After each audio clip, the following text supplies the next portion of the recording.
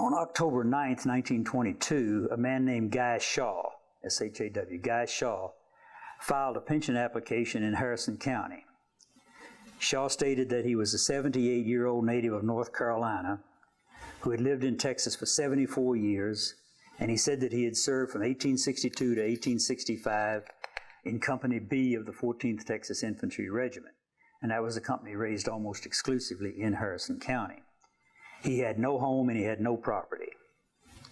Two well-known residents of the county, William R. Hargrove and Julian Woodson, served as witnesses for Shaw. They wrote on his application, quote, "We were both in the Army with him."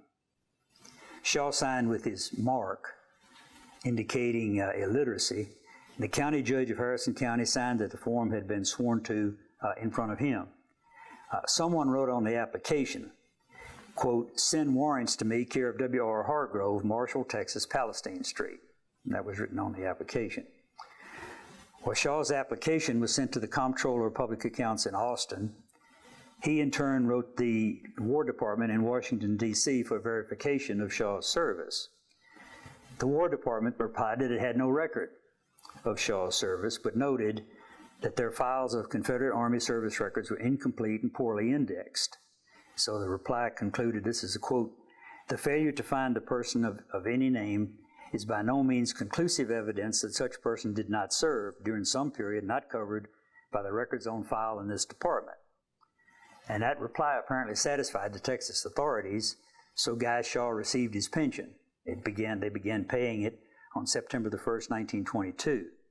As it happened that year, monthly pension payments increased to $8.33, but inflation during the early 1920s had reduced what a dollar would buy, so that that pension had the purchasing power of only $1,200 a year, mentioned in 2015 dollars. Again, it doesn't seem like much, but it had to help. Now, to this point, the story of Guy Shaw's pension doesn't differ in any way from those of thousands of other Texas veterans.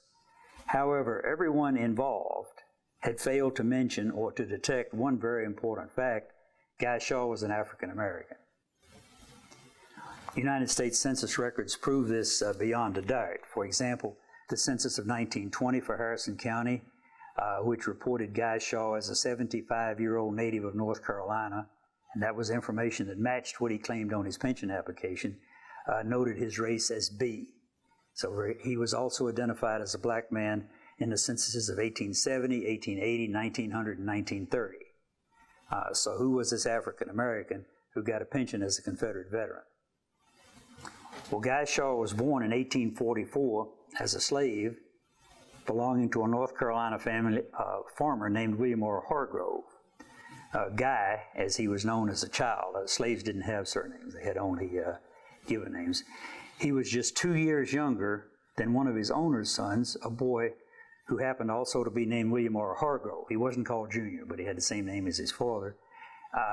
He was born on January 17th, 1842, so he was 2 years older than Guy.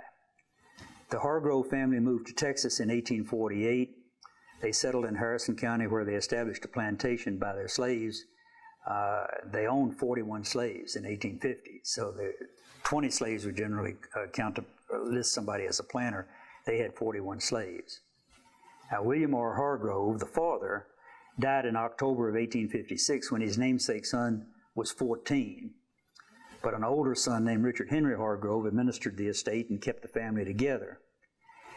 An inventory and appraisal of property belonging to the estate in 1856, when the father died, reported 43 slaves, including one named Guy. They were listed by name. And one slave named Guy who had a value of $800.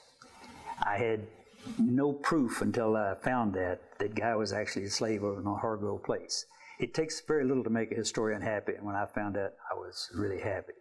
Now, how Guy came to take the name Shaw, which he did later, he didn't have it at this time, it's a mystery. Slaves, again, generally had given names. They didn't choose surnames until after freedom. Harrison County had several very large slaveholders named Shaw, who, like the Hargroves, came from North Carolina. I would guess that somehow explains his choosing that name. He probably had a father in some other family there, but that's just speculation. I don't know where his last name came from.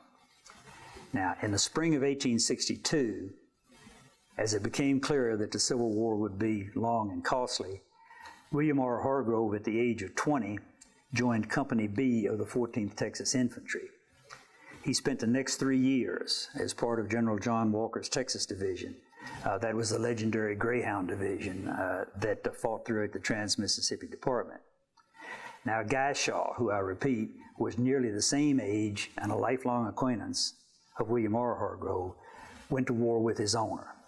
A family history, by the way, confirms this, stating that, quote, that William, quote, was accompanied by a Negro servant, Guy Shaw, who cared for him while in the Army. So I have confirmation of that. So Guy served through the war with his owner. They both survived.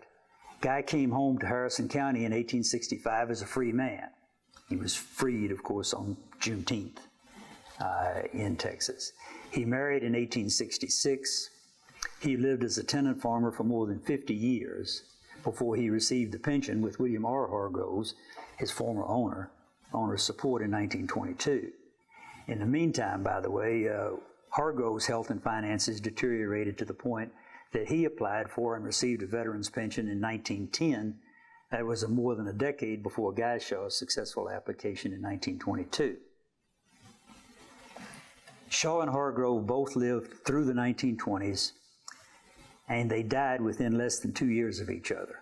When Shaw died on January 23, 1931, the state of Texas paid for his burial in the Antioch Cemetery at Lee in Harrison County. Eventually, his grave was marked with a tombstone bearing the Confederate cross and the inscription that he had served as a private in the 14th Texas Infantry. Shaw's mortuary warrant stated that he had died in a rent home belonging to a woman named Mildred Fox, who was, quote, a friend of W.R. Hargrove. So they were together all their lives. It seems clear then that the two men maintained an association throughout Shaw's life. William R. Hargrove died on May 14, 1932, and he's buried in Greenwood Cemetery in Marshall.